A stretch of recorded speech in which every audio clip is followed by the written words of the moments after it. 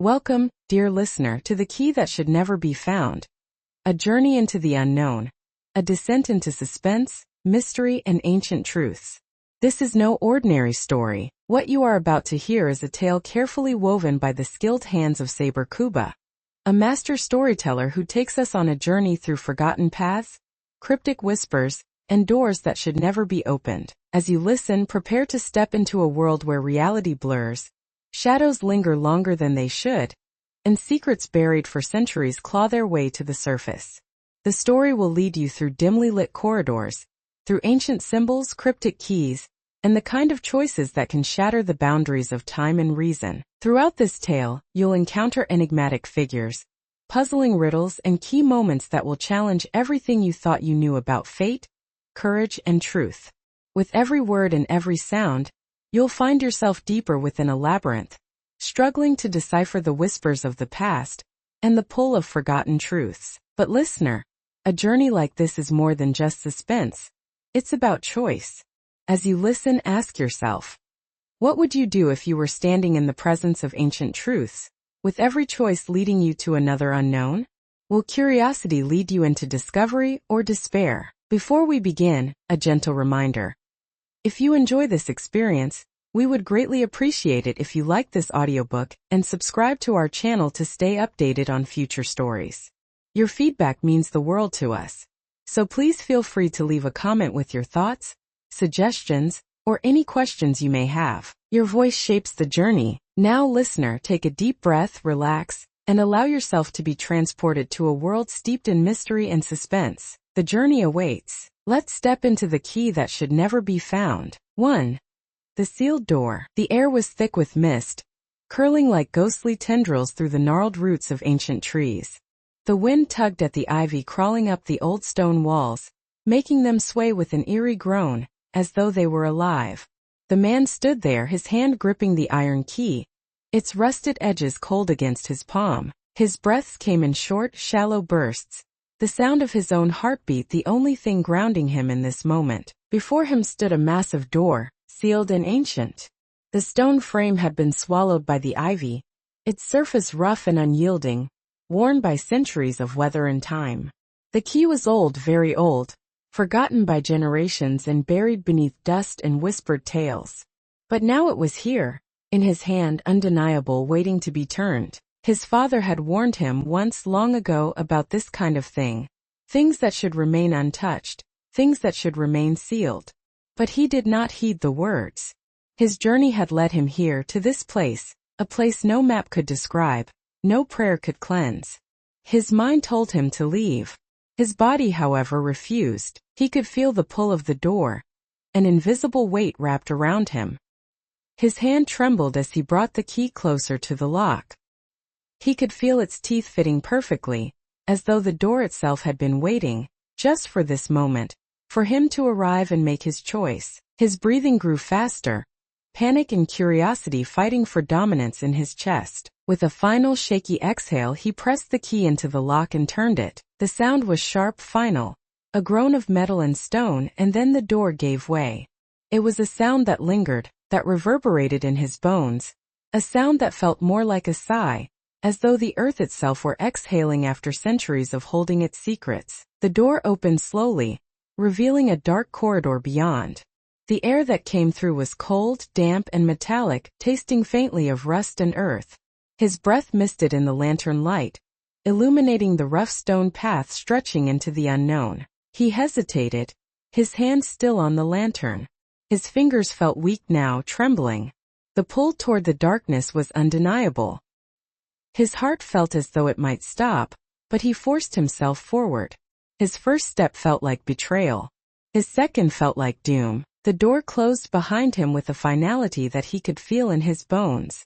He was alone now, his breath sharp and steady, his footsteps soft against the stone.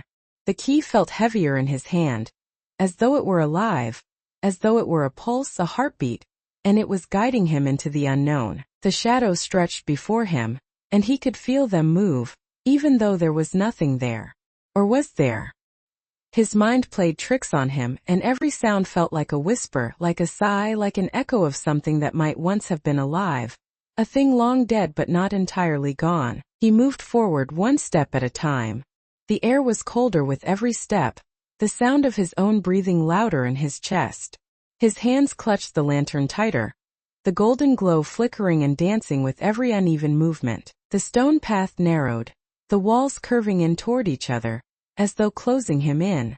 The darkness grew thicker here, and the shadows danced along the stone walls like figures. His breath came harder now, the silence pressing on his thoughts. He could feel his heartbeat in his temples, a steady drumbeat of fear. The lantern's glow revealed ancient markings on the walls, symbols carved long ago by hands unknown. They were worn and covered in moss, but they shimmered faintly under the dim golden light. His fingers brushed against the damp stone as he read them. They meant nothing to him, though they felt familiar, as though they had been a part of a dream, a memory, something buried deep within his mind. His breaths came faster as the path continued to narrow. His legs felt heavier. The air felt more oppressive. His hands shook, the key and the lantern a strange anchor to the earth. He could not stop now. There was no way back. The path opened up a few paces ahead, and the sound of wind reached his ears, soft whistling through cracks, carrying with it the scent of ancient stone and time. His feet felt unsteady, his chest tight. The whispers from somewhere deep in the stone began again. They were faint, low, incomprehensible, and yet his bones seemed to vibrate in response. You have come too far to turn back now. The words pressed into his mind, and his heart lurched. His steps felt hesitant, as though every step forward was a weight against his will. His mind raced, but there were no answers. Only the sound of his breath, the pull of the lantern light, and the unyielding presence of that door. He would press on, though he could feel the cold tightening around him, though his soul felt stretched thin with every step. What would he find in the dark? What secrets did this door promise? He could not stop. He did not know how much time had passed as he moved further into the dark corridor. His breaths felt weaker, but he pressed on. He could sense that he was no longer alone. Something moved in the shadows, but whether it was his mind or reality, he did not know. 2. The echo of the ancients. The air felt ancient, heavier here, as though it had waited centuries for someone to enter. His breath came in short, uneven bursts, and he could feel it tremble against his chest as he pushed forward through the dim corridor. The walls felt close to him now, the stone rough and slick with age and damp. His footsteps seemed to have grown louder, each sound magnified by the stillness. It began again, a faint whisper. It started as something so low that he almost mistook it for the sound of his own breath. But then it grew, shifting, undulating through the air like an unseen tide. The sound was not solid, not entirely there, but it lingered at the edge of understanding. His skin prickled, and his body tensed with each step forward. Whispers, they seemed to come from the very walls themselves. His fingers gripped the lantern tighter, the golden light flickering with every uneven step. He could not see anything, just stone and shadow, the damp glint of moss along the edges of the path. Yet the whispers persisted, pulling at the edge of his mind. He tried to resist, but the sound tugged at him. There were no words at first, just fragmented sounds, syllables he couldn't recognize. They sounded old, ancient, and familiar. His thoughts seemed to twist, memories scraping at the edge of his mind, things he could almost remember but couldn't reach. And then suddenly a single phrase became clear. They are always listening. The words came sharp, crystalline, cutting through the fog of his mind like a blade. He froze. His heart leapt into his throat, and his hand tightened on the lantern. What is this place? He whispered to himself, but his voice felt thin and fragile here, lost in the currents of sound and stone. The whispers came again, louder this time, not louder in volume, but in their presence, solid and defined, as though the very earth had begun to speak to him.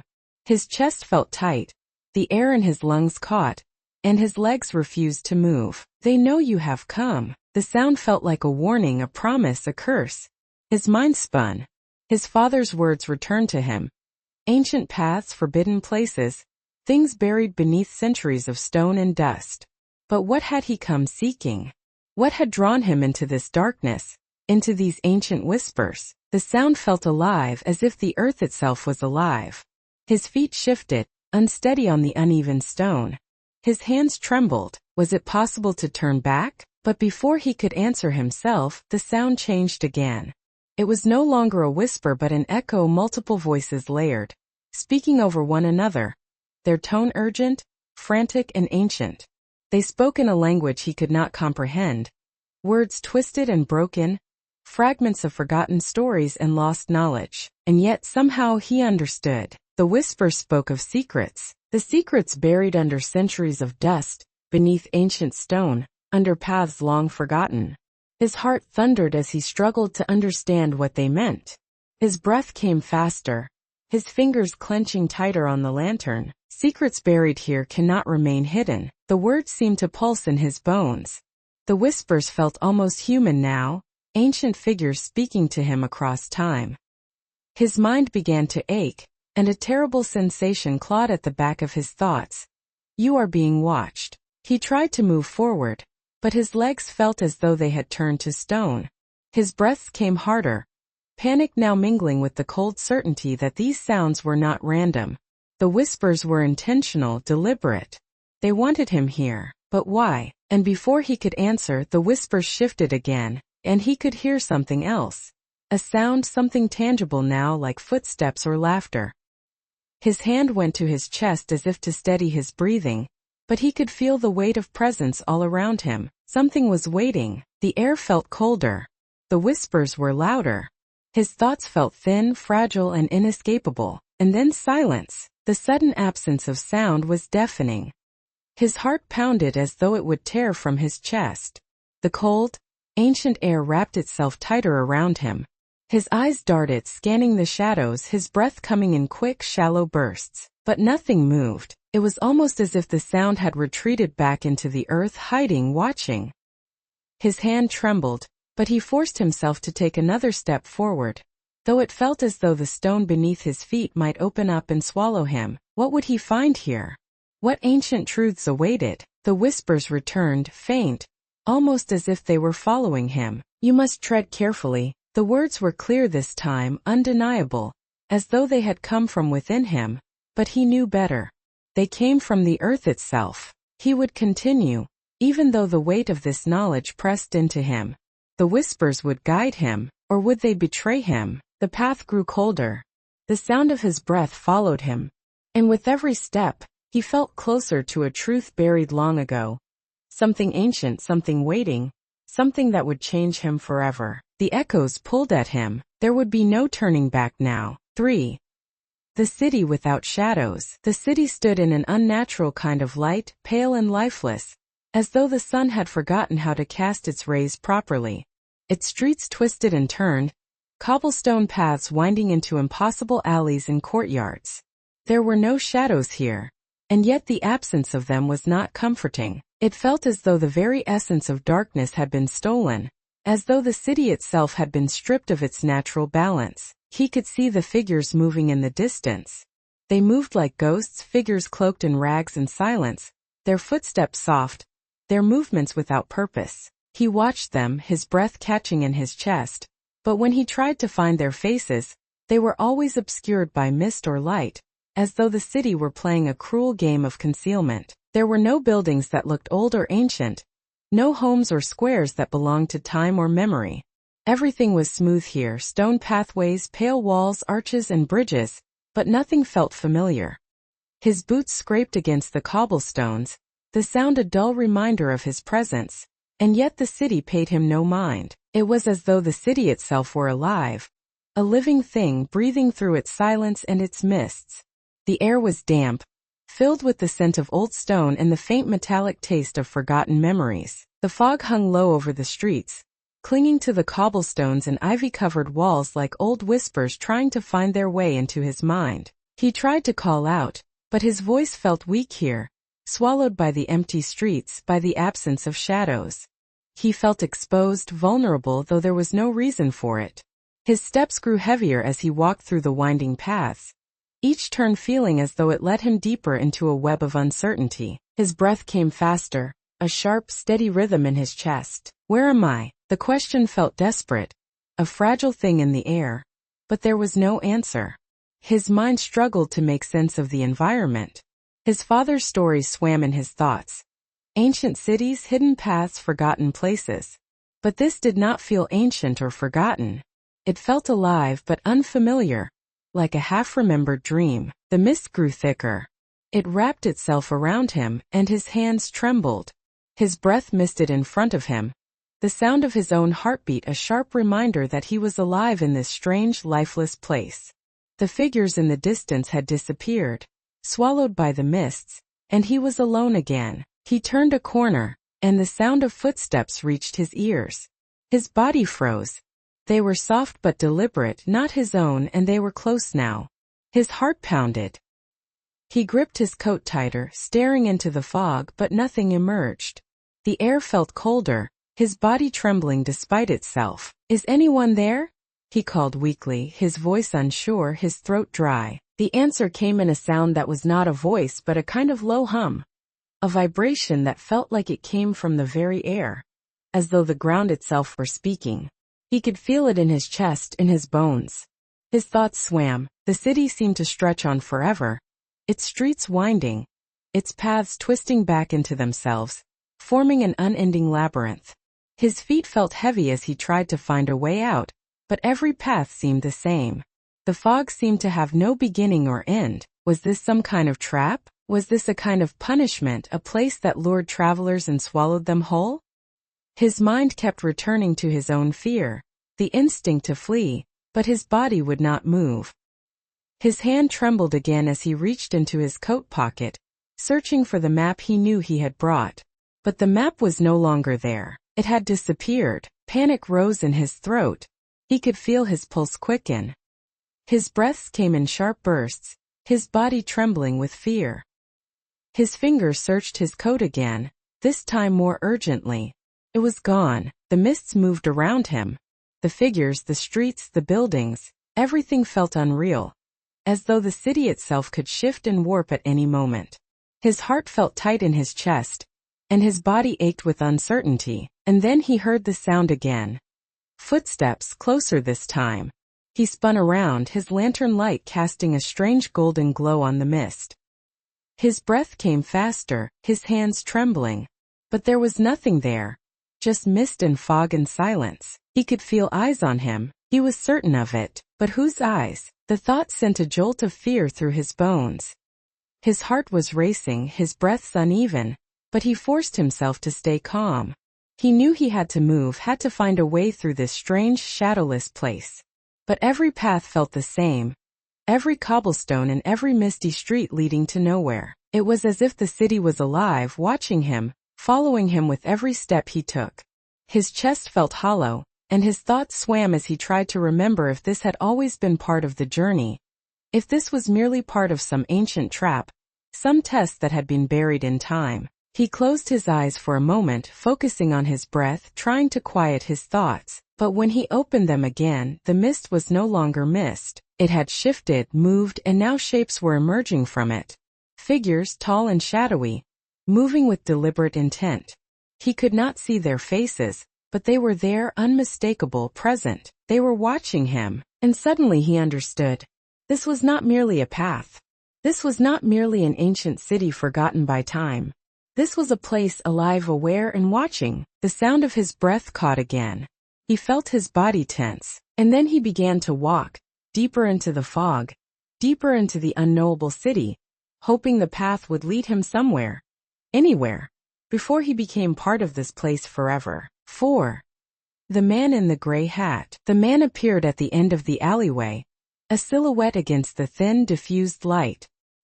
He was motionless at first, standing there like a statue, tall, thin, and clad in a gray hat that obscured most of his face. The hat was wide-brimmed, the kind of hat that belonged to travelers and mystery, to stories whispered at midnight and fires lit in cold, empty rooms. He did not move, but his presence was immediate, undeniable.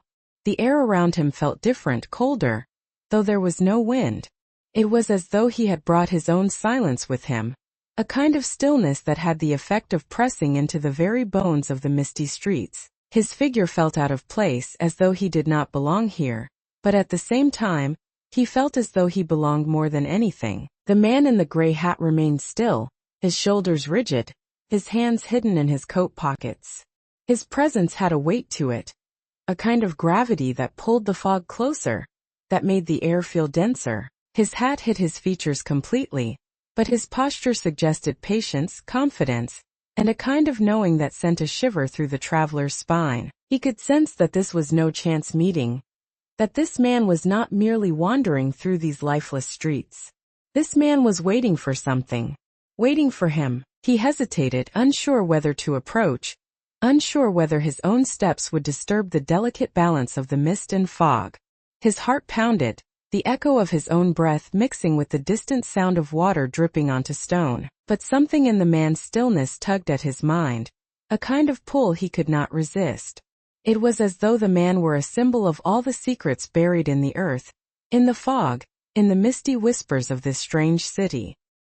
His instincts told him that answers awaited here, though they came cloaked in the unknown. He took a careful step forward, his voice sounding foreign and fragile in the damp air. "Who are you?" The question felt weak, but it was the only one he could form. His breath came fast, uncertain, his lantern light flickering between shadows. The man in the gray hat took a single step toward him, his movements slow and deliberate, as though he were a predator testing the waters. The air felt colder still. His voice came low and smooth like gravel over ice. "I've been expecting you." The words sent a jolt through him, sharp and sudden, a sensation like cold metal against the skin. His legs felt weak. He tried to maintain his composure, but his hands shook as they gripped the lantern. You know why I'm here," he managed, his voice wavering. The man took another step, his hat obscuring his features, but his voice came again, steady and calm, as though he were speaking directly into his thoughts. "Not all things need to be explained in words. Some truths wait for you to find them." His words felt cryptic, layered, and yet there was no denying their weight. His words lingered in the air as though the very mist were trying to absorb them, trying to twist them into something that would make sense, something logical and real. The traveler could feel the pull of his presence. There was no escaping the sensation, a kind of invisible thread that connected him to this stranger, that suggested secrets and paths, truths and consequences. "Why here? Why now?" he asked, taking a step closer, desperate, uncertain. His voice felt hoarse. The man in the gray hat raised his head slightly, and even though his features were hidden, his presence felt sharp, deliberate. "The city watches. The paths are more alive than you think. The key has found its way into your hands, and now you must choose whether you will unlock its secrets or flee from them." His voice had a finality to it, a kind of certainty that made the air feel even colder, even more oppressive. The words reverberated in his chest, and he struggled to absorb them. "What do you mean?"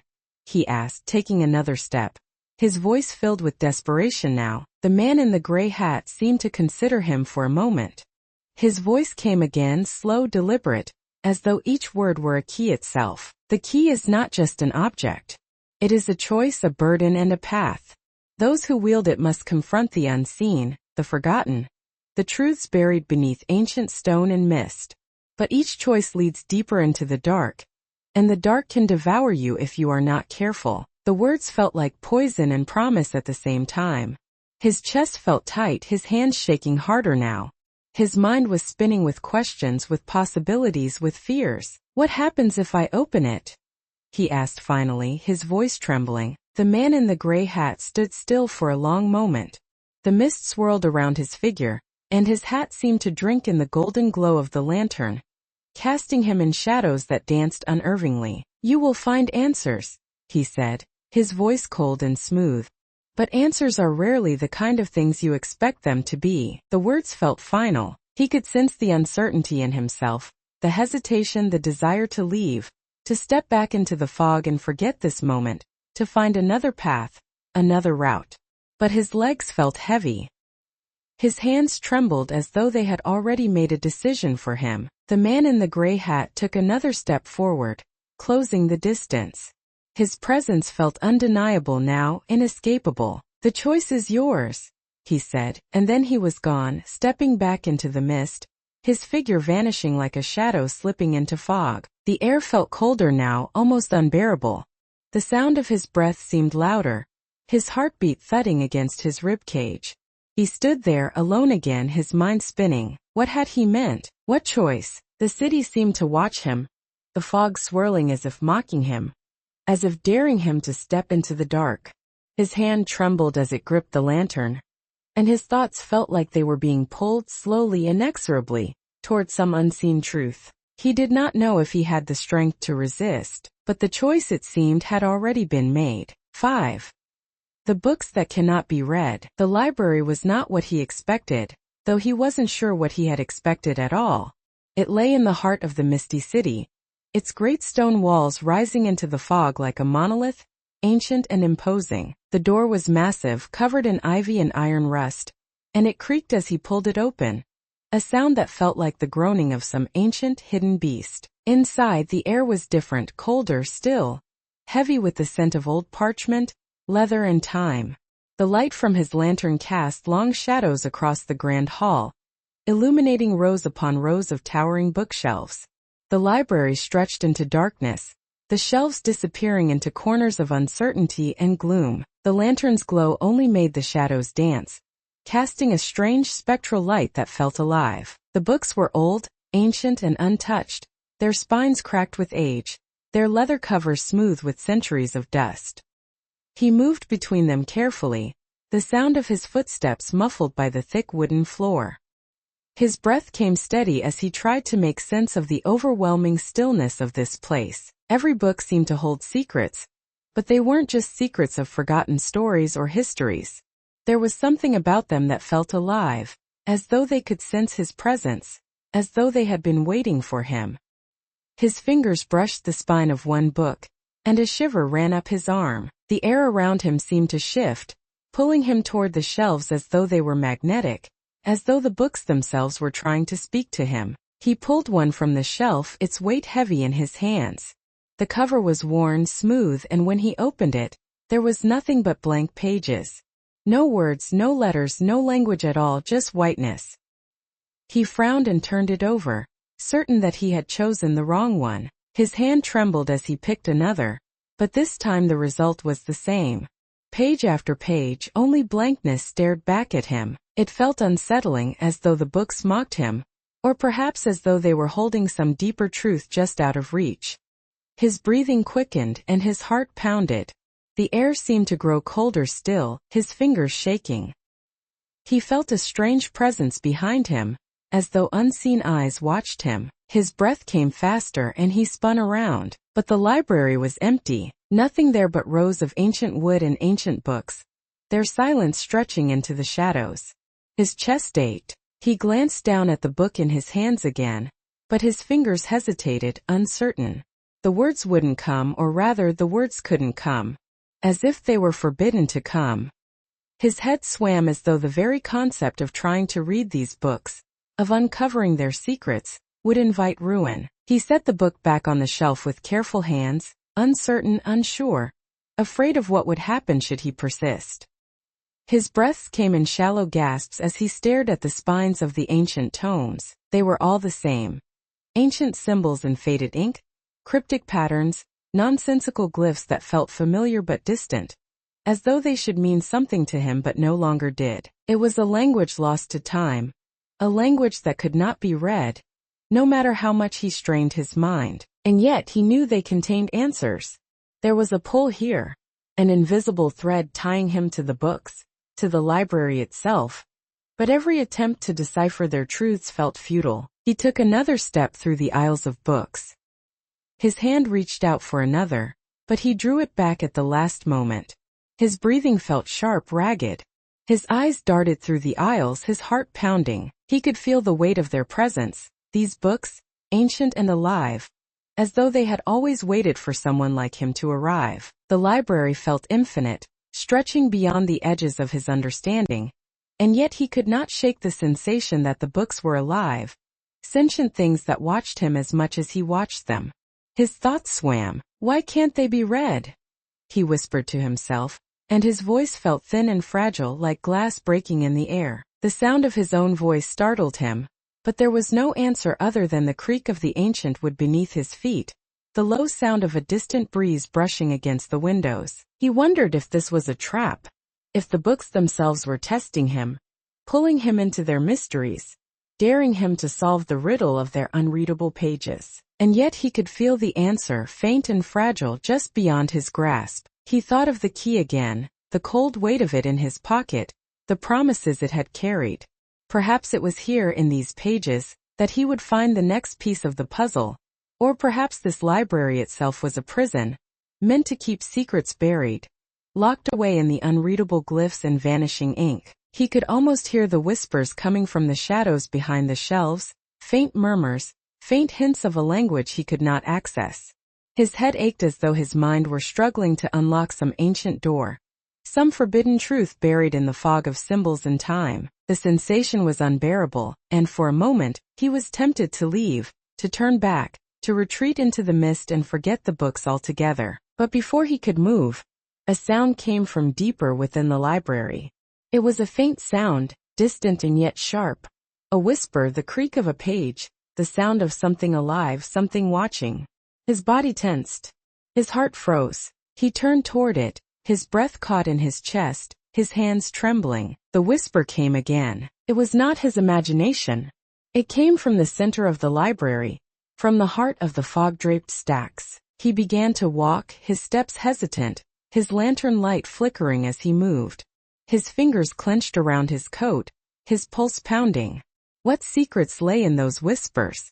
What truths would they reveal? The deeper he went into the shadowy halls, the colder the air became. The whispers grew louder, and then he knew, the books would tell him something. But only if he could decipher their language, and there was no turning back. 6.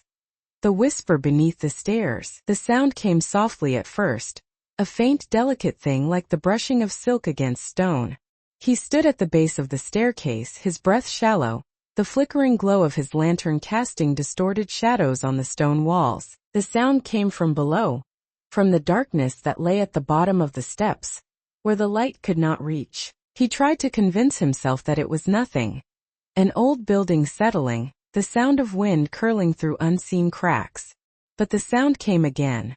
A low, insistent whisper, so faint it could have been his own mind playing tricks, except it wasn't. He held his breath and strained his ears. His heart felt as though it would beat its way out of his chest. "You are not alone." The sound came again, sharp now, clearer but still soft, an unsettling otherworldly murmur. He froze. His hands tightened around the lantern as though it were the only thing keeping him tethered to reality. His legs felt uncertain, as though his feet might betray him at any moment, pulling him back into the comforting light. But his curiosity tugged harder. The whisper had a tone to it, almost familiar, almost as though it were speaking to him directly, though he could not make sense of the words. His breath came in short, sharp gasps as he took a single step forward, his boots creaking on the cold stone floor. He knew he shouldn't. Every instinct in his body told him to retreat, to leave the dark staircase behind, to climb back into the warm light of the library. But he couldn't resist. The sound had its hold on him, clawing at his mind like a thread pulling him into the shadows. One step at a time he began his descent. The air grew colder as he moved down the stairs. The shadows seemed to close in around him, eating the light from his lantern. The stone walls were slick with dampness, and every step sent a low groan into the air. His breaths came harder now, his steps more deliberate. With each descending step, the whisper became louder, sharper. Words began to take shape, though they made no sense. Fragmented syllables that danced just beyond comprehension. He felt as though the words were crawling into his mind, carrying secrets, promises, curses. They watch, they listen, they see. The voice came again, more forceful this time, almost as though it were speaking directly into his soul. He reached the bottom of the stairs, his breath catching in his throat. The light from his lantern illuminated a hallway that was darker than he could have imagined. Stone walls, cobwebs, dust, and the faint shimmer of water dripping from unseen cracks. The air here was colder, the damp sharper, carrying with it the smell of earth and stone. His hand trembled as he held the lantern higher, trying to pierce the gloom, but the darkness seemed alive. The whisper came again, now clearer, sharper, more insistent. "They know what you seek, but you must not seek too far." He felt his knees weaken. His legs shook. Every instinct told him to leave, to return to the light, to the safety of reason. But the sound, the whisper, had burrowed into his thoughts. He could feel it twisting inside him, scraping at the edges of his mind like a hand made of shadows. "Who's there?" he managed, his voice shaking. Silence.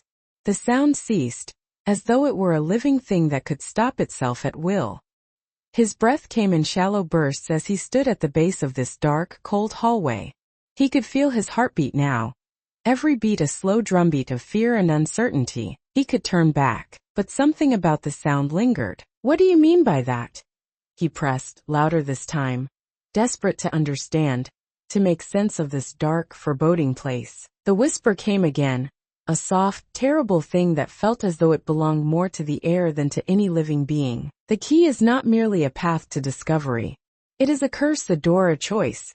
You must tread carefully, for they will always listen." His throat tightened. His body was cold now, trembling from the damp air, from the sound, from the weight of the voice that clung to him. His mind struggled, fighting against panic, but the words pressed in, pressing at his thoughts like an invisible force. "They will always listen." The words hung in the air, fading, and then the whisper was gone, leaving him alone in the cold, in the shadows. The sound of his own breath sounded deafening in the stillness, as though the world were watching him, as though the darkness itself had grown sentient. He stood there, unmoving, his hand gripping the lantern so tightly that his knuckles turned white. His chest ached, his mind swam. The sensation of being watched lingered, like the presence of unseen eyes, like a presence just out of reach. Slowly he stepped back, uncertain whether he should trust his instincts or risk further descent into the shadows. His breaths came louder now. His hands shook as he pulled the lantern higher again, as though trying to fend off whatever unseen thing watched from the depths of the dark hallway. The sensation lingered. Something was down there, something that could not be understood, something that could not be explained. He could feel its presence like a pulse, like the rhythm of ancient breaths in forgotten stone. And yet, against all reason, he knew that if he stayed here, if he lingered at the base of the stairs, the whisper would return. This time it would demand something of him. The question was, would he have the strength to face it? Or would he flee into the shadows, into the mists, and leave this dark mystery buried forever? 7. The key of tears. The key lay heavy in his pocket. It was colder than he remembered, colder than any iron should have been, as though it were alive and feeding on his fears. His hand hovered over it, trembling, his breath shallow. He could feel its presence, a sharp, insistent pressure that tugged at him, as though it had its own will. The air felt different as he stepped back into the mist. The fog had grown thicker, curling around him like ancient smoke, swallowing the world in gray and shadow. He held the lantern close, its flickering glow illuminating the ground and casting eerie patterns in the swirling mist. His heart pounded, a rhythm that matched the cold, slow pull of the key in his pocket. He remembered the whisper from the staircase, the voice that had come from the dark, promising secrets, curses, and truths. The sensation lingered. His mind swam with its words. They will always listen. He took a deep breath, trying to steady himself, trying to gather his thoughts. But there was no steadiness, only the steady thudding of his heart and the cold wind in his face. His fingers closed tighter around his coat as he began walking, unsure of where he was going. The fog enveloped him, and the mist felt like ghostly hands brushing against his skin. His mind kept returning to the key, to its presence in his pocket, and to the whispered words. The key is not merely a path to discovery. It is a curse, a door, a choice. He could almost feel the weight of those words, etched into his bones, like ancient warnings that would follow him wherever he went. He stopped walking and pulled it out. His hand trembled as he held the cold, metallic object. It was beautiful in its simplicity. An iron key, ornate and aged, with a sharp angular design. It looked harmless in the dim light of his lantern, but he knew better. This was no ordinary key. This was the key of tears. The name came to him unbidden, like a whisper in the back of his mind. The key of tears. What did it mean? What could it unlock? He stared at it, his breath coming faster.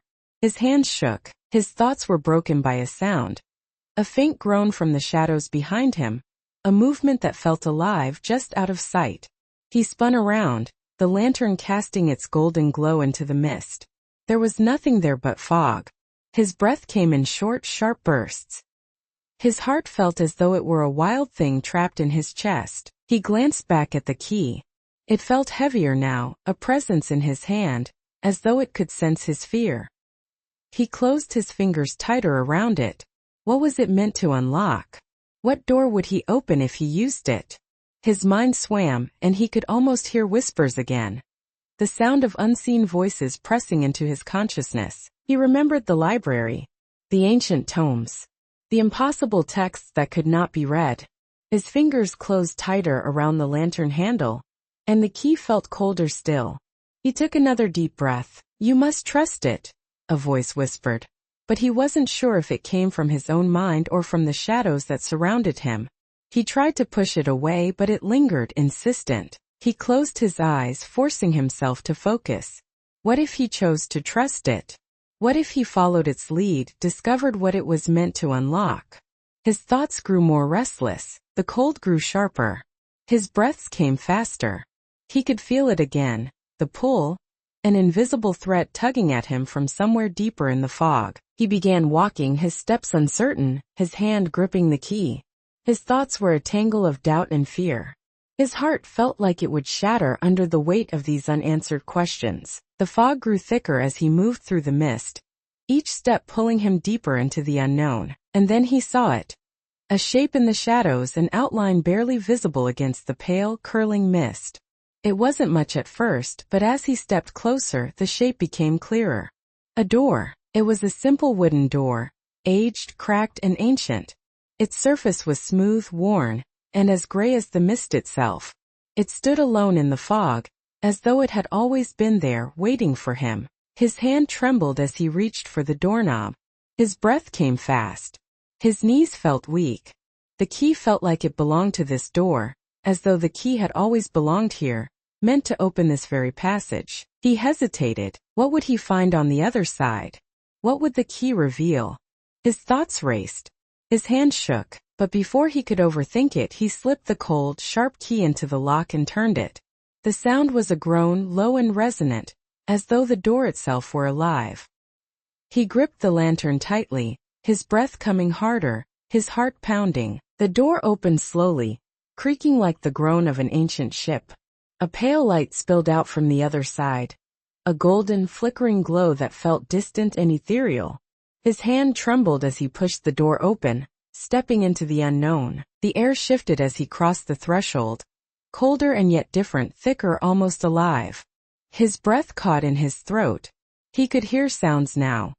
Whispers, distant murmurs, fragments of language he couldn't understand. His heart pounded harder as he stepped fully into the unknown, into the golden glow that danced behind the wooden frame. He could feel it. The key had unlocked something far more profound than he could have imagined. What lay beyond the door was a mystery. A path? A curse? A choice? And yet, with his heart in his throat and his mind trembling with unanswered questions, he could not turn back. The cave of echoes. The air was colder on the other side of the door, and it carried with it a strange, haunting melody. It was faint at first, like the distant sound of wind moving through trees, but as he stepped further into the golden glow, it grew stronger.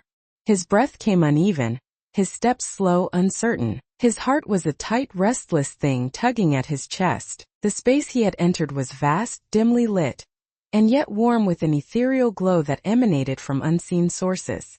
The light danced on the rough stone walls, carving shadows that looked like ancient hieroglyphs or forgotten symbols. His lantern illuminated little, but the golden glow wrapped itself around the walls, alive with sound and light, a living, breathing thing. He could hear it now, the sound again.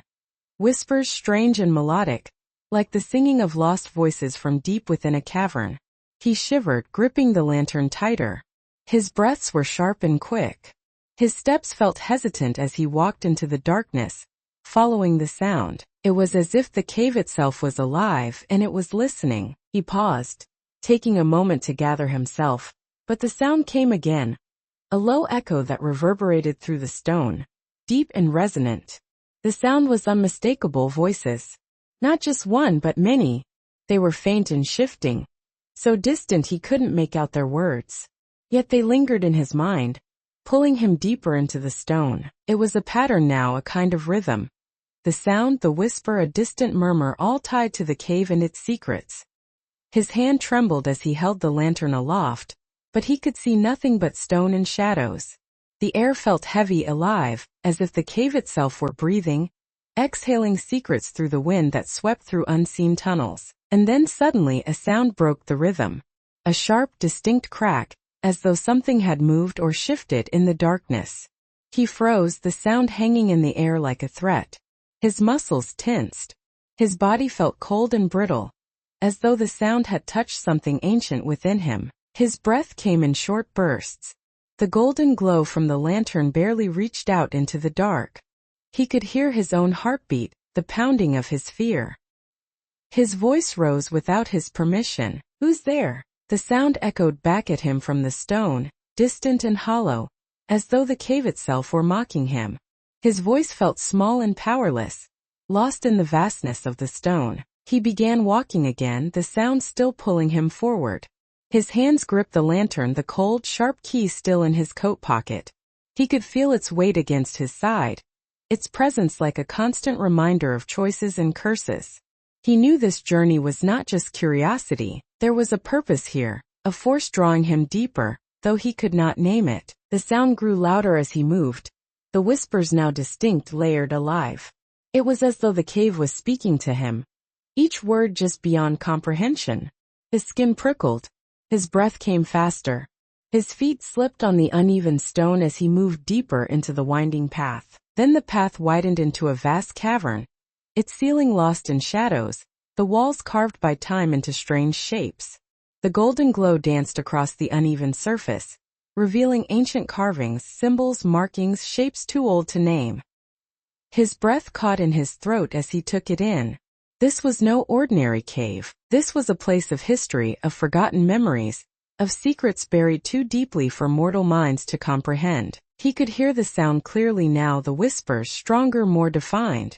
The sound seemed to originate from a pool of water that glimmered in the center of the cavern. The pool was luminous, a strange shifting blue, glowing with its own ancient light. As he moved toward it, he could see reflections in its shimmering surface. Shadows, movement, shapes that danced like memories, long buried and now awakened. The echoes rose with each step. They sounded like laughter, like voices speaking in ancient tongues, unintelligible but alive. The sound was disorienting, like a dream or a memory half-formed. His knees felt weak, and he gripped the stone to steady himself. The pool seemed to hold its own secrets. He could feel it, a presence just below the surface, something ancient and unknowable. His hand went to his pocket, the cold key still resting there, cold and waiting. He wondered if this was what the key was meant to unlock. Perhaps the pool itself was the beginning, or the end of his journey. And yet he hesitated. Something about the whispers, about the sound, unsettled him. His mind felt as though it were trying to push away a veil of shadows, as though it could sense truths just on the other side. He stepped closer to the pool, the light reflecting off the ripples, the whispers louder now. His voice came again, this time more forcefully. "What are you trying to show me?" The sound, as if alive, echoed back at him, repeating his question but with 1,000 layered voices. Before he could react, the sound shifted. No longer whispers, no longer vague murmurs, but distinct words, as clear as if they were coming from the stone itself. "The path lies within, but the echoes will always return." His breath caught. The words felt like a prophecy, like a promise or a curse. He could feel them pressing into his mind, deeper, touching places that felt ancient and forgotten. His fingers clenched at his side. The golden glow of his lantern wavered. He could feel his fear, his hesitation, but he knew he could not stop here. The echoes, the whispers, and the pool shimmered with meaning. His journey would continue into the darkness, into the depths of this cave and its secrets. He took a steadying breath, his heart pounding as though it would fight him every step of the way. The echoes would guide him deeper, and so, with the sound in his heart and the golden light at his back, he took his first steps into the vast unknown. The cave awaited him, and he would not turn back. 9.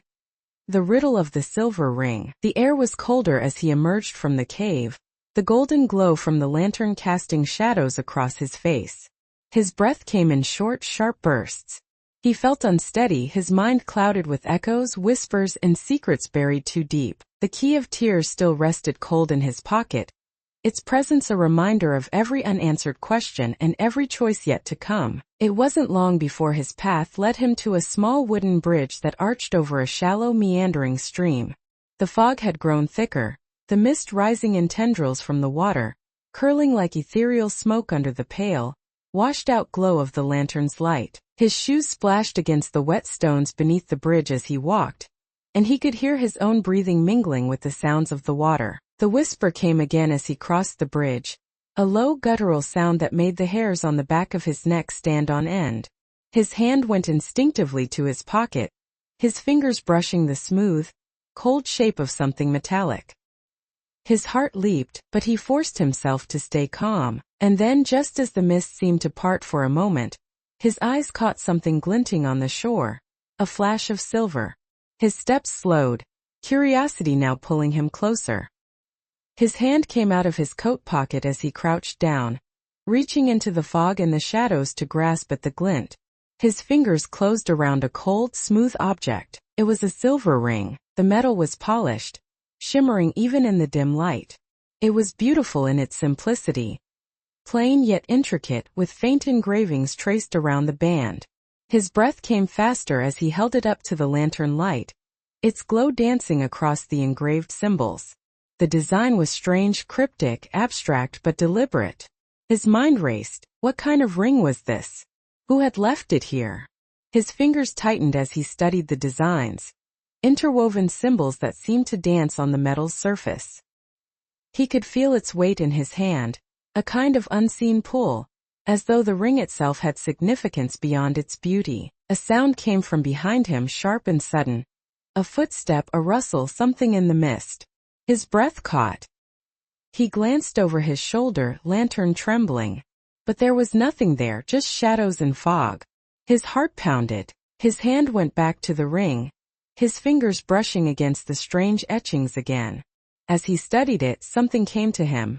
They looked like symbols, ancient symbols, hieroglyphs that connected to the symbols from the cave, the ones he had glimpsed on the walls. "What are you trying to tell me?"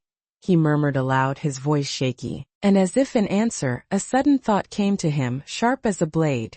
This ring is a riddle. He could almost feel it pressing into his palm, demanding answers. His thoughts turned back to the cave and the echoes, to the whispers, to the cryptic voice that had spoken to him. It had said, "The path lies within, but the echoes will always return." He closed his eyes for a moment, taking a deep breath, trying to push the fog in his mind away. What did the symbols mean? What did the ring signify? He slipped it onto his finger and it fit perfectly. His heart leaped at the sensation, though he couldn't name why. A shiver passed through his body as he felt it settle on his hand. His thoughts felt clearer now, sharper, as though the ring were resonating with his own energy, responding to his presence. And then the whisper came again, louder this time, more certain. A voice so sharp and clear it felt as though it were coming from within him. To understand the path, solve the ring. His eyes widened. His hand trembled. He could feel the meaning in the words, the weight of them, but they remained elusive, abstract. His thoughts swam as he looked back at the ring, the symbols glowing faintly under the pale golden light. What path did it refer to? What secrets would unravel if he could only solve this puzzle? This cryptic object now resting against his hand. His mind was a tangle of symbols, whispers, and fears. He stood there for a moment, the fog swirling, his breath shallow. His hand trembled as he turned the silver ring on his finger, its symbols dancing with his movement. The path lay ahead, but it was tangled with riddles and keys, echoes and ancient words. His heart ached as he wondered how much more he would have to endure to uncover the truth. But he had little choice. His journey was not simply curiosity anymore. It was a search for understanding, for meaning, for survival. The wind swept through the mist again. His breath quickened. He took his first steps down the path, the silver ring cold on his hand and the whisper still alive in his mind. The riddle awaited him. 10. The house that never existed. The journey took him through fog-laden paths, winding between trees and shadows, his breath still quick and his mind troubled by whispers and riddles. The silver ring felt like a weight on his hand, a constant reminder that there were more secrets buried ahead. Secrets that clawed at him, pulling him down paths he could not see. The fog was thick now, obscuring even the glow of his lantern. It clung to his skin, cold and wet, like ghostly fingers brushing against him. His footsteps felt strange against the mossy ground, each step sinking into the earth as though the forest itself was alive, watching, waiting. His thoughts drifted back to the echoes in the cave, the cryptic symbols on the ring, and that strange voice, almost an illusion but entirely real. To understand the path, solve the ring. He pressed his hand against the ring again, hoping for clarity. It felt colder now, sharper, as if it were a piece of metal and mystery fused into one. His thoughts were interrupted by something in the trees ahead. A flicker, an outline, a shape. His breath hitched. His steps slowed. It was a house, but it was strange. It was not just strange because it stood there obscured and shadowy in the mist, but because it felt like it shouldn't be there at all. The structure was half seen through the trees, its walls crooked and warped, like a relic from a forgotten memory. There were windows but no light came from them, just dark emptiness. The outline of a crooked chimney rose into the fog, and his heart clenched. The house looked abandoned, ancient, but it had a presence to it, an inexplicable pull.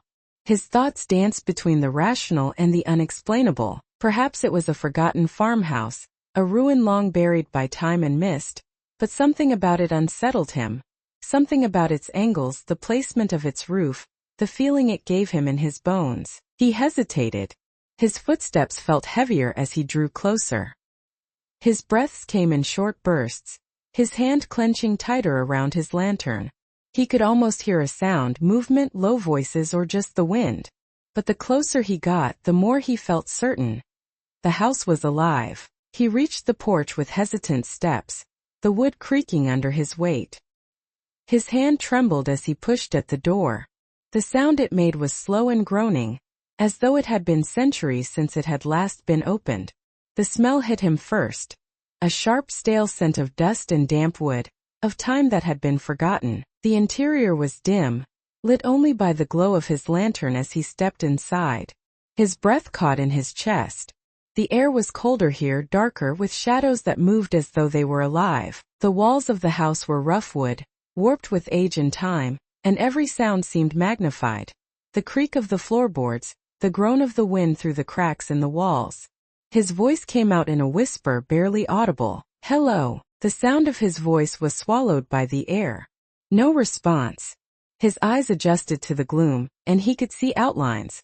Furniture draped in cobwebs, old portraits hanging on the walls, their images faded with age. He could feel the presence of 1,000 years here, the weight of forgotten lives and histories buried in this space. His steps felt hesitant as he moved deeper into the house, the light of his lantern swaying as he explored. The living room had a large hearth, a fireplace cold and ashen. The shadows danced on the walls as his light moved. There were chairs, tables, and a strange bookshelf in one corner. The shelves were empty, save for a few dusty volumes and objects that looked like relics from another time. His hand reached out toward them, but he hesitated. His heart pounded, and his instincts screamed at him not to touch anything, but the pull was strong. His fingers closed around the edge of a small object, cold and smooth. He brought it closer to his lantern light, and his breath hitched. It was a key, not just any key, but a simple silver key, familiar in its design, ancient in its wear. His hand trembled as he examined it. His mind raced with memories, fragments, and echoes. The key. It was connected to his journey, connected to the words, to the whispers, to this house and the cave and the silver ring. He could feel its presence, a kind of resonance that connected it to his very bones, to the shadows and the mysteries that had plagued him for so long. His breathing was uneven. The air felt colder, as if the house itself were closing in around him. His steps felt heavier as he walked further through its twisting halls, shadows at the edges of his sight. The feeling was growing stronger. The house was alive. His steps took him toward the staircase, a narrow, twisting thing that led to the upper levels of the house. His hands gripped the wooden rail as he began to ascend, the sound of his breathing loud in his ears. The shadows moved with him, strange shapes that seemed to shift as he climbed. The air was colder here, and his heart pounded in his chest. And then at the top of the stairs there was a door. It was heavy and wooden, worn but solid. His hand rested on the handle, uncertain, and then it turned. The sound of the door creaking filled his bones, and he could feel the air from within. His breath hitched again as he stepped into the room. What he saw made him stop. The room was dimly lit, with a single ancient candle burning on a table. Its golden glow illuminated walls lined with strange artifacts, relics, symbols, and ancient objects. His chest felt tight. He could see symbols painted in a language he didn't recognize, patterns woven into the fabric, etched into the wood, glowing faintly in the dim light. He felt as though he had stepped into another time, another place, something ancient and unknowable. His breath came in sharp bursts as he realized that the house wasn't abandoned. It was alive, not just with memories, but with secrets, with people, with whispers. The sound came again, low and sharp, a voice this time clear and unmistakable. "You've found me." He froze, his eyes darting around the room, but there was no one there. His breath came faster.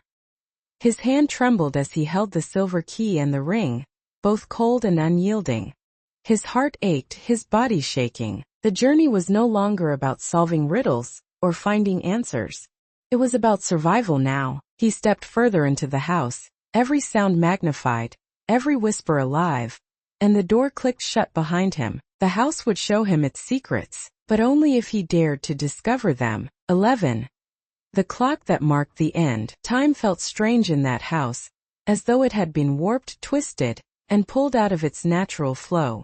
Hours felt liquid, shifting under unseen forces, with every breath carrying a disquieting sense that time itself was alive. A clock, an ancient, imposing thing, stood in the corner, its presence oppressive and immutable. The sound of its ticking was not melodic or calming. It was sharp, deliberate, and terrifyingly alive, like a mechanical heartbeat in the dark. The sound came in uneven intervals, like the breaths of some ancient, slumbering monster. He could feel it in his bones, the rhythm steady and slow. The tick-tock was not merely sound. It was a whisper, a pulse, a countdown to something terrible. His heart quickened. He could sense the inevitability of it, like the hands of the clock were pulling him toward a certain fate, an outcome he couldn't escape. His hand trembled as he drew closer to the great wooden mechanism. It loomed over him, polished mahogany with gold numerals that gleamed faintly in the low light. Its pendulum swayed lazily, but it did not swing naturally. It moved as though guided by some unseen hand, marking time for a purpose other than simple chronology. The air grew colder the closer he got. His breath hitched, his chest grew tight. His fingers hovered over its polished brass face, hesitating. Could he stop it? Could he change what was happening? His mind had no answers, only fragments of memories, dreams, and whispers. The moment he touched it, the sound changed. A metallic groan filled the air as if the clock were alive, as if it had sensed his touch. The steady rhythm shifted into a sharper, more aggressive cadence. His hands flew away from it, his pulse pounding in his temples. The pendulum continued its swing, slow and deliberate, and the ticking came again, louder, sharper, more inescapable. "Time does not stop for those who fear it," came the whisper, and it felt as though the words came from the very walls of the house itself, from the clock, from the shadows. He froze. The voice was low, soft, and yet it felt as though it had been etched into his bones. He looked around, but there was nothing, no figure, no shape, only the shadows and the dim light of his lantern. His breath was shallow. His chest felt tight. The clock had begun to move again, its hands shifting, its pendulum swinging with an inevitability that felt almost predatory. Every tick felt like a strike, every moment a decision being made. His thoughts swam in fear. The words lingered in his mind. Time does not stop for those who fear it. The house felt alive now, as though it had grown sentient, as though the air itself was alive and watching him. He could sense that this wasn't merely about time. This was a test, a trial. He had entered a space that defied logic, that defied reason. The pendulum continued its swing. Each time it swayed, he could feel something within himself, a pressure, a pull. His hands clenched into fists. His body shook. What would happen if he tried to stop it again? Would the clock punish him? Or would time itself collapse? These thoughts swam in his head as the sound of the ticking continued. The voice returned. The end is already marked. The words hit him like a blow. His mind felt clouded, but his body moved anyway, almost without his permission. His hand reached toward the clock again, trembling, and he could feel the cold bite of its surface as he touched it. His breath came in short, uneven bursts. The moment his hand grasped the brass handle, the sound of the ticking stopped. Silence. The air grew still. His own breathing felt loud now, intrusive. He withdrew his hand, and the sensation of weight lifted, but it was fleeting. The silence felt ominous, as though it were merely a prelude to something far worse. The clock's pendulum had stopped. The house seemed to pause, holding its breath, as though it were waiting for something. And then the whisper came again. "Are you ready?" He felt his body tremble, his knees threatened to give way. His mind was chaos. What did it mean to be ready? Ready for what? His thoughts clashed and collided, his instincts telling him to flee, but his feet felt like stone. The pendulum began to sway again. This time he didn't resist. He let the sound wash over him, let it pull him deeper into the unknown. The rhythm was steady, unyielding, and he felt as though it could crush him, but he could not stop it, nor could he ignore it. Every tick was a heartbeat, a decision, a choice, and then it began. A shift, imperceptible at first, but growing with each passing moment. His body tensed. He felt his very being swept along by the rhythm of time, by the mechanical heart of the clock, into the unknown, into a series of events that could not be undone. The air grew colder. His breaths came faster. The sound enveloped him like a fog, and the weight of inevitability came crashing down. What would happen next? He had no idea, but the clock had already begun its countdown, and he would follow it until the end. 12. The silent watcher. The air felt colder as he moved through the dim-lit hallways of the house. His breath came in shallow bursts, and his steps were hesitant, as though the very floor was watching him. His hand trembled against the wall, his fingers scraping against the stone as if it could anchor him, hold him in place against the weight of unseen forces. The silence was unbearable. It was the kind of stillness that feels alive, alive with unseen eyes, with the sensation of being observed. The shadows in the corners of the hallway moved like smoke, shifting when he wasn't looking directly at them. His steps became more deliberate, his movements careful. He wasn't alone. He knew he wasn't alone. Somewhere in the dark, a presence lingered. He could feel it. Every nerve in his body told him so, though his eyes saw nothing.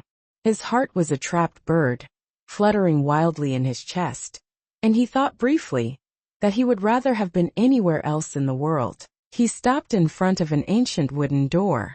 Its surface was carved with strange symbols, old and weathered, barely visible beneath years of dust and grime.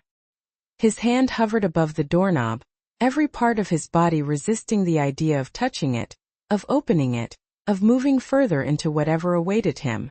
But the pull was irresistible. His fingers clenched. Before he could open it, a sound came. It was soft, a faint creak, like the sound of a step on ancient wood, somewhere behind him. He froze, his body stiffening. His eyes darted to the shadows, but there was nothing there. The hallway was still, but the sound lingered in his mind, clawing at his thoughts. It came again, a whisper this time. Just a sound at the edge of his hearing. It was faint, but it was there. He could almost make out words, though they were distorted, broken, too distant to grasp. His chest tightened, his hand still hovering over the doorknob. His instincts were screaming at him to turn, to flee, to escape, but he stood still, unwilling to let fear drive him. He could feel it again, a presence behind him, close now. His muscles tensed, and the sound of his own breathing felt loud, too loud. "You can feel me, can't you?" The voice came in a whisper, so low it might have been his imagination. But it wasn't.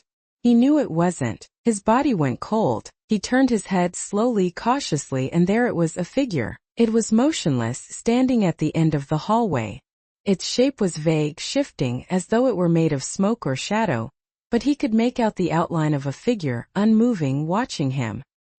His chest grew tight as he stared. It had no face, or at least no clear features. The head was bowed, as though staring down at something invisible. He couldn't breathe.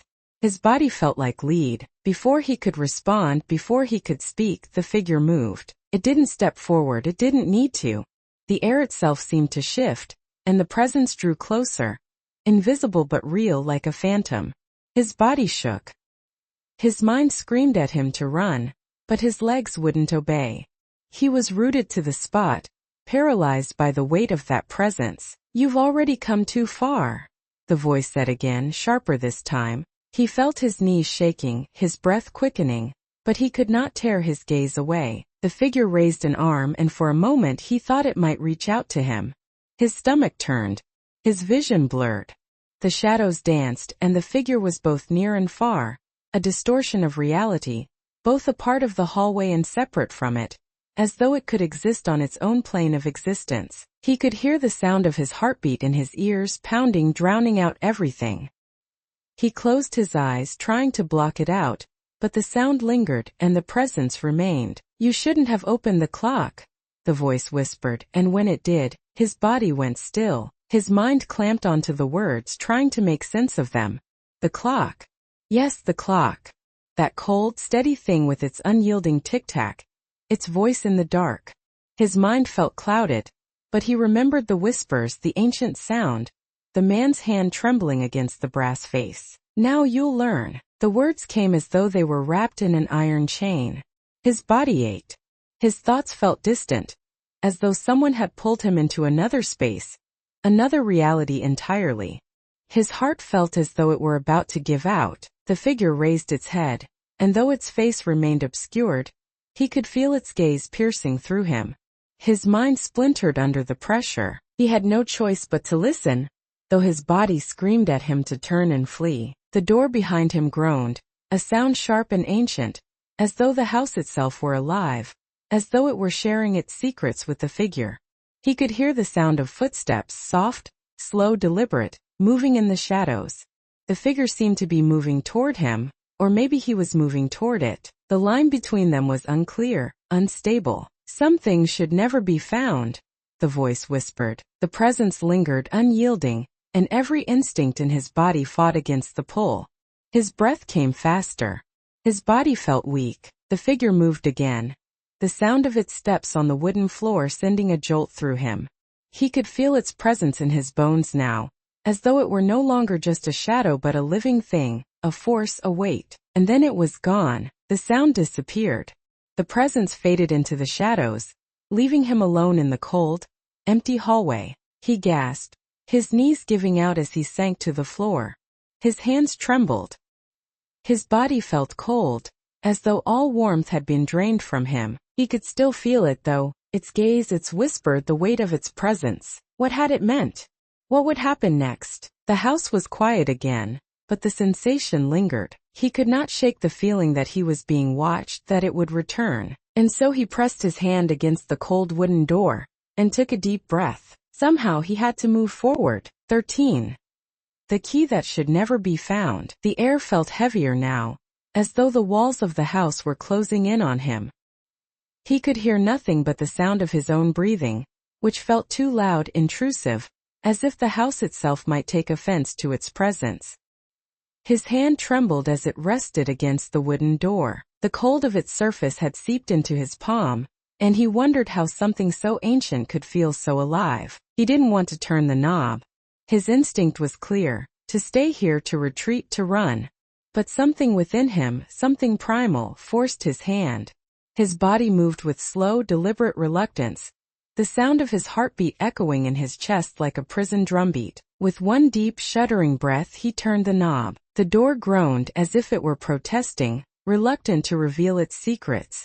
It opened with a sound that was sharp and metallic, and he felt a rush of cold air against his face as though the house itself had exhaled, welcoming him to its secrets. He stepped into the room beyond. It was dark, though not completely. A faint gray light filtered through cracks in the walls and the gaps between the ancient wooden beams. His lantern flickered, casting eerie shadows that danced along the walls.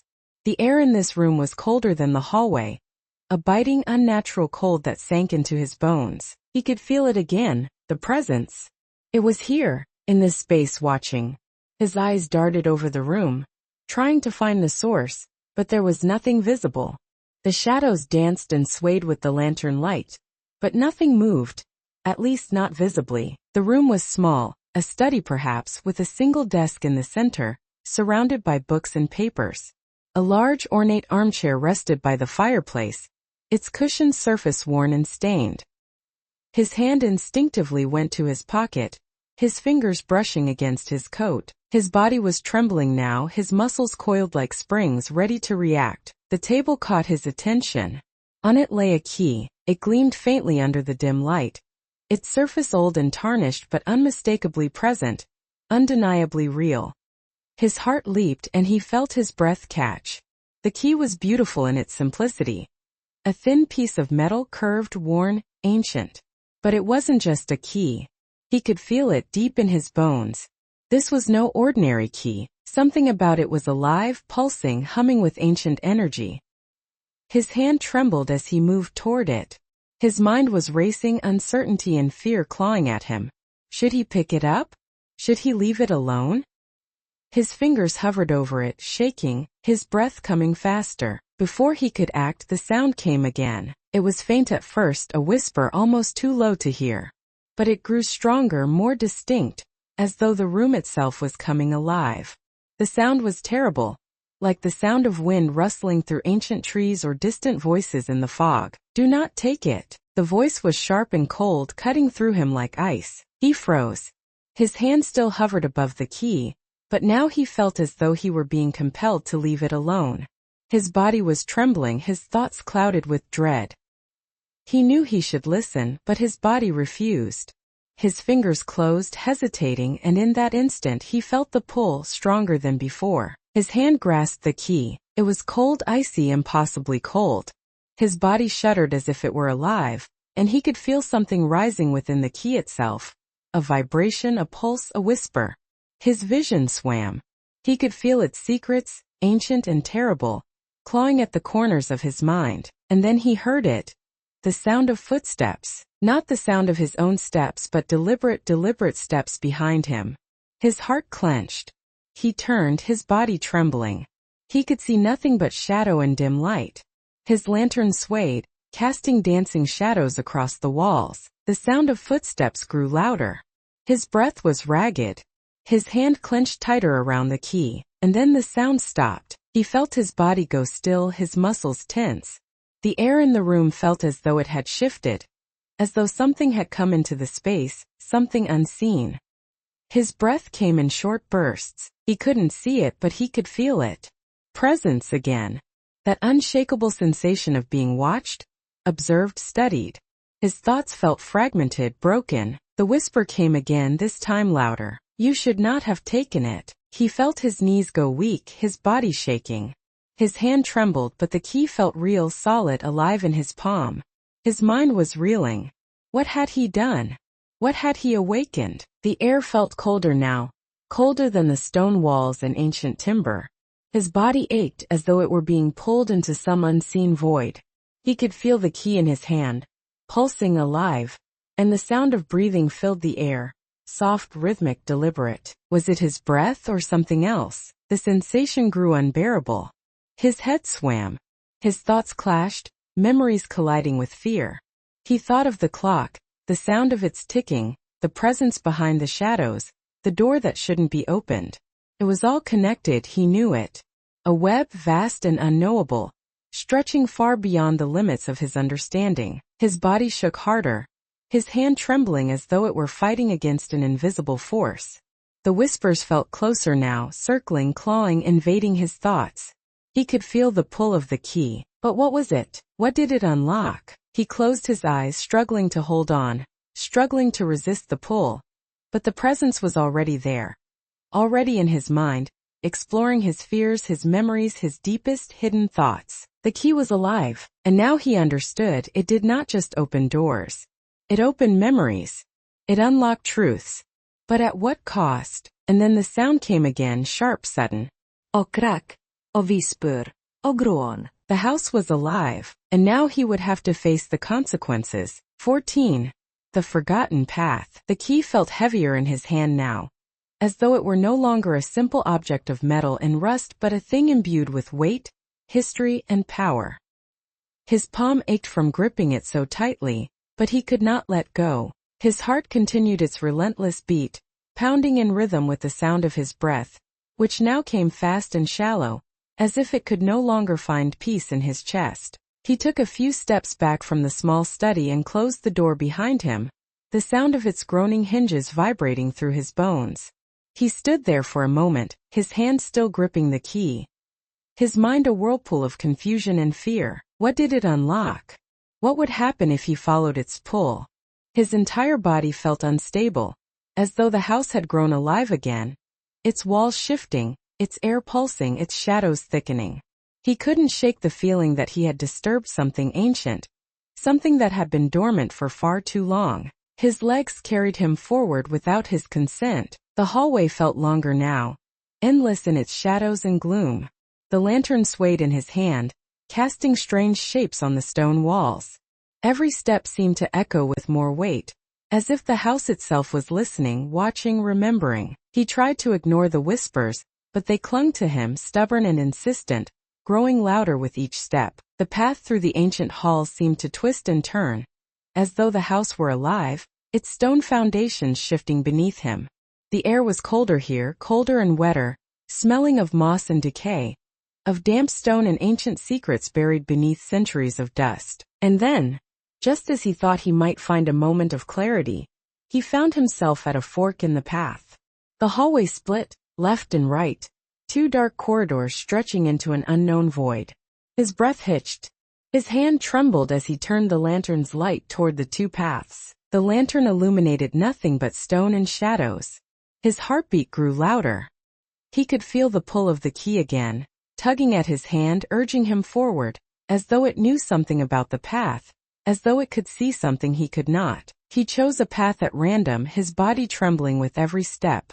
The air felt colder as he pressed forward, and then, without warning, the path began to twist, narrowing, winding downward.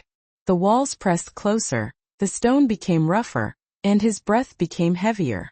His legs felt leaden, the sound of his footsteps loud and intrusive. It felt as though the house were trying to bury him, to pull him into its depths, into its secrets. His hands scraped against the walls as he stumbled, his heart pounding harder with every step. The shadows grew thicker, swallowing him whole, and the pull of the key became stronger, almost unbearable. And then he felt it again, a sound. It was faint, almost imperceptible, but there.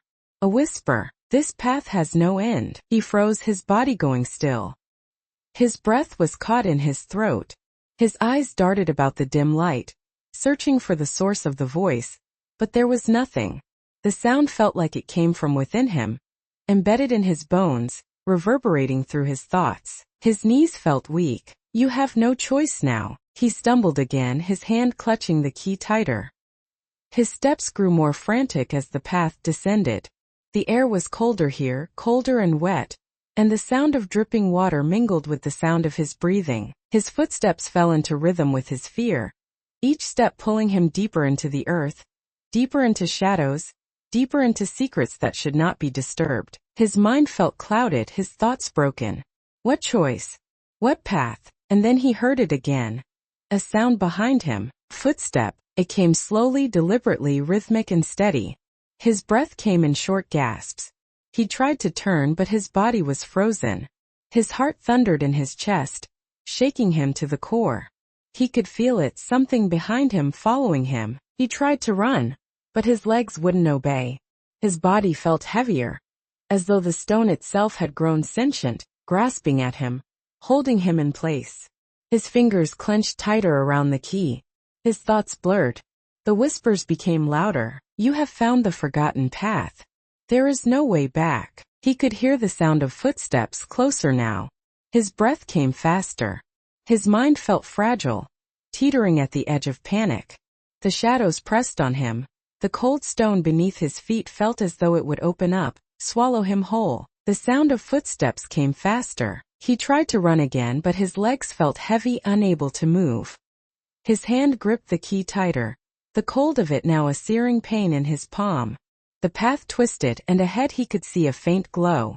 His thoughts were incoherent. His body felt broken. The whispers surrounded him. There are secrets buried here. Do you dare to find them? Before he could answer, the ground shifted beneath him. A sound came, a terrible grinding sound, and the earth shook. His eyes darted upward, his body rigid, his mind overwhelmed.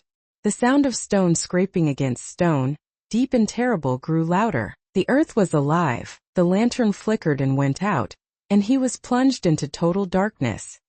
His breath came in ragged bursts. His heart thundered. The shadows around him seemed alive, twisting, writhing, and then he felt it again. The pull of the key, stronger now, unbearable. And then the whisper came again, close to his ear. Do not open the door, unless you are prepared to face the truth. His body trembled as his breath came faster. What truth? He could no longer move. His legs were lead. His mind was broken. The earth shifted beneath him, and he knew that he had come to the very depths of this ancient, forgotten path. The sound of footsteps came again, loud and unyielding, and then he saw it. A faint, distant glow, barely perceptible but real. He had to keep going. No choice. No way back. 15. The door that should never be opened. The glow grew stronger as he struggled, the pull of the key in his hand tugging him forward, as though it had a mind of its own, a voice of its own, a purpose far greater than his understanding. His legs trembled, his body ached, but the pull was undeniable. His breath came in short, shallow bursts as though the air itself was being stolen from his chest. He could feel his heartbeat in every part of his body, a terrible jagged rhythm that echoed in his bones. The sound of footsteps still followed him, closer now, deliberate and ominous, and the whispers. Oh, the whispers had grown louder, no longer isolated fragments of sound but a chorus, a song of sorrow, fear, and secrets too old to comprehend. The faint glow ahead now revealed itself as a door. It stood there in the shadowed depths of the ancient path, a simple wooden door, old and worn but impossibly real. Its surface was dark, damp with moisture, and faintly illuminated by an otherworldly light that came from some unseen source. It looked ancient, untouched by time, yet strangely alive. His hand trembled as he moved toward it. The key felt heavier still, pulsing in his hand, almost alive. His fingers ached as he held it. He could sense it, its secrets buried deep within its ancient form, urging him to open the door. He paused, his heart in his throat, and looked at the door. It was beautiful in its simplicity, but its beauty was terrifying, for he knew that nothing could be simple in this place. He wondered what lay beyond. He could feel his hand trembling, his mind in shambles, but something deeper within him urged him to turn the key. His body felt like it belonged to another person now, as though he were caught in the grip of a force he could neither resist nor comprehend. Slowly, he brought the key toward the lock. Fit perfectly. The sound of the key turning in the lock was soft at first, a groan of ancient metal against old stone. But as the sound reverberated through the air, it grew louder, deeper, the sound echoing like the growl of a distant, sleeping beast. His hands were shaking, his breath coming faster. The door groaned as it began to open. The sound was unbearable. An ancient creaking, a low, ominous rumble as the door began to yield to his touch. He could hear himself breathing, his heart pounding, the sound of his fear. His body was shaking, and the whispers had become a cacophony, screaming now, rising with the sound of the door. Do not open this door, came the voice again, sharper, louder this time. But it was too late. He had already turned the key. The door moved, its ancient hinges groaning, and the light spilled into the space behind it, brilliant, cold, and unyielding. It was not a warm glow but something much more terrible, much more ancient, as though it came from a source far older than the world itself. His breath caught, his vision blurred. The light was blinding, and then he stepped through. The sensation was unlike anything he could describe. His body felt as though it were being torn apart and rebuilt at the same time. 1,000 sensations crashing over him in waves. His vision swam. His bones felt as though they were being pulled apart and reassembled in another plane of reality. He was no longer in the ancient path. He was no longer in the cold stone corridors of the house. He was in another place. It was vast. The air was colder here, metallic and alive, with the weight of history and forgotten whispers. The ground beneath his feet felt unfamiliar, smooth, almost like liquid stone.